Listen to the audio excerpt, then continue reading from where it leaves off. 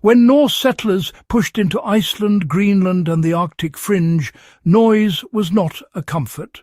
Sound carried across frozen ground for miles. Wind amplified it. Animals reacted to it. In tight fjords and open tundra, noise exposed location, activity and vulnerability. What the Vikings developed in response was not simply a house, but a living system designed to swallow sound, hold heat and disappear into the land. This technique became so closely tied to survival and territorial control that later settlers guarded it closely, passing it within families and communities rather than openly sharing it. This was not secrecy in the modern sense. It was practical protection of knowledge that kept people alive. The Viking home was engineered to absorb sound before it could escape. The core of this technique was the turf house, but that term undersells its sophistication. Viking homes were built with thick layers of sod, earth and stone stacked over timber frames. These were not decorative walls, they were acoustic dampers. Earth absorbs vibration. Grass roots trap air. Stone diffuses sound energy instead of reflecting it. Inside these homes, voices did not echo. Tools struck wood without sharp cracks.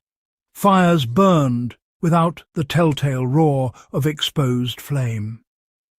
From the outside, even a busy household produced almost no audible signature beyond a few steps away. Modern homes, by contrast, amplify noise. Thin walls, hollow cavities and hard surfaces reflect sound outward. Viking builders unintentionally solved a problem modern architecture still struggles with. The silence also preserved heat, which, mattered more than comfort. Sound and heat behave differently, but they suffer from the same enemy escape. The same thick earthen walls that muted sound also trapped warmth. Arctic settlers burned less fuel because their homes did not leak energy through air gaps and reflective surfaces. This combination of silence and thermal stability allowed families to sleep through storms without feeding fires or announcing their presence with noise. Placement in the landscape completed the system. Viking homes were rarely built on exposed ridges. Instead, they were tucked into slopes, backed against hills, or partially sunken into the ground. Earth berms broke wind and absorbed sound. Snow piled naturally against walls, adding insulation rather than damage. From a distance, these homes blended into the terrain. And that was not aesthetic humility. It was a survival strategy in regions where hostile encounters, raids and scarce resources demanded discretion. Archaeological sites show that entire settlements could exist with minimal visual or acoustic footprint even when occupied year-round. The technique was refined through hard experience, not theory. Early Norse settlers suffered losses before these designs became standard.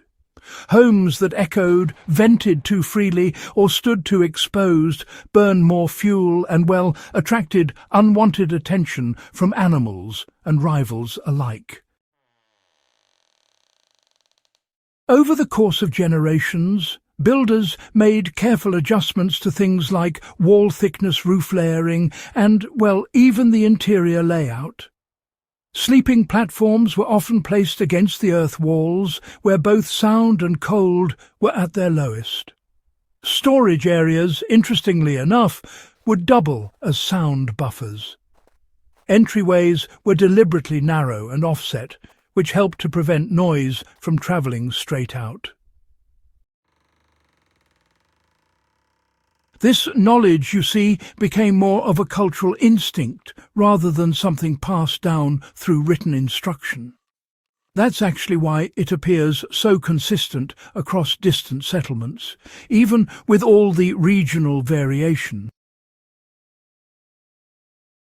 So, why did the technique fade, and why wasn't it more widely shared?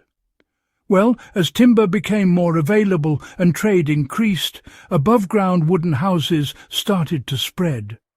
They were just faster to build and much easier to expand, but of course they lost the acoustic and thermal advantages of turf construction. Later, colonial authorities discouraged turf housing, associating it with poverty or backwardness. In some regions, it was actively replaced with standardized building methods better suited to taxation and control, not survival. The old techniques were not outlawed by decree so much as erased by policy and social pressure. Those who remembered them often kept the knowledge within families, applying it quietly in outbuildings, storage structures, and emergency shelters. The principles still apply even if the materials change. You do not need to build a Viking turf house to apply this knowledge. The principle is mass, layering and airflow control. Dense walls absorb sound. Offset entrances prevent noise escape.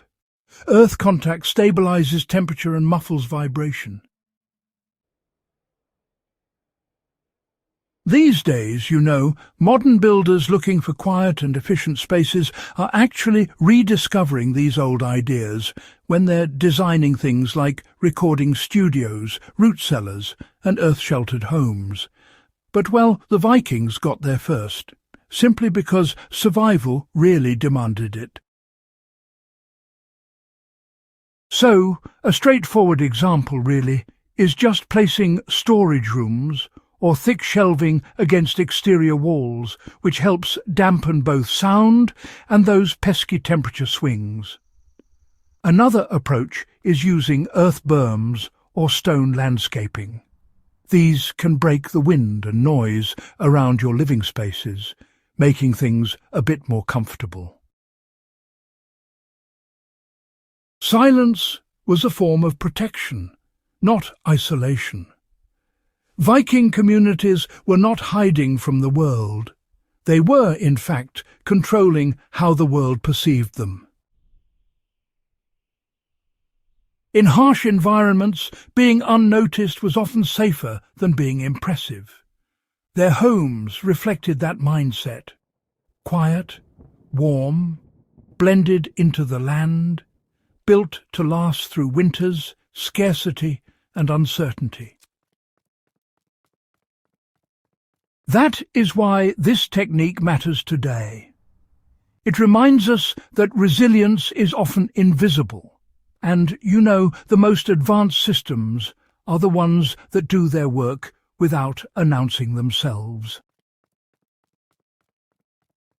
If you value forgotten survival knowledge, historical engineering, and the quiet brilliance of the past, do consider subscribing to the channel and share this video with others who believe history still holds lessons worth preserving.